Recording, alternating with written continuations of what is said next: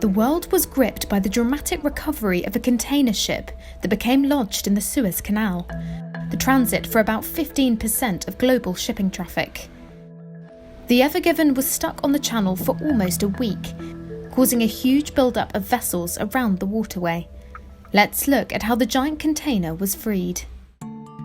Refloating the Ever Given was a monumental challenge, and it all came down to physics, says Peter Badowski, the CEO of Boskalis. Boskalis owns the Dutch firm Smit Salvage, which assisted in dislodging the ship.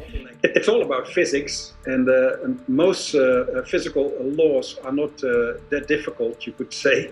But the trick is to make them work for you and not against you, and that's what we did. The 430-yard-long ship was jammed diagonally across the southernmost stretch of the canal. At least 8 tugboats were used to push and pull it away from the banks, with the help of the ship's own winches. Diggers cleared earth at the ship's bow, and 2 dredgers were deployed. Dredging sand surrounding the vessel only had a minor impact. Sources said ballast water, which is used to help stabilise ships, was offloaded too, amid efforts to refloat the ship. We had a plan B involving water injection under the vessel, because with the digger, you can scrap a little bit of soil around the vessel, but not under the vessel.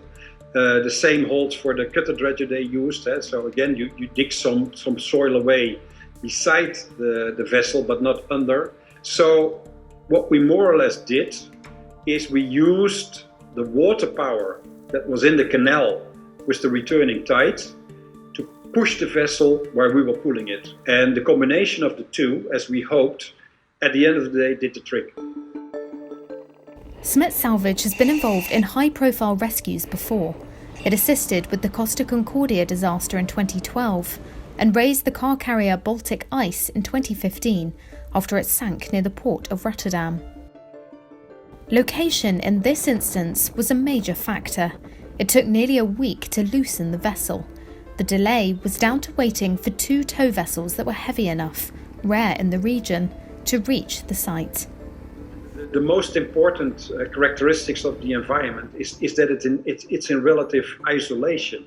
Like if something like this happens at the port of Antwerp or the port of Rotterdam, where we've done these jobs, you have vessels just around the corner. You have crane vessels even around the corner.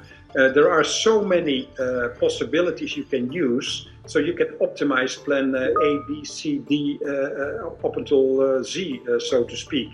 So the difficulty is you're really in the middle of nowhere, stuck with a vessel and no equipment nearby. So that's the big challenge, really.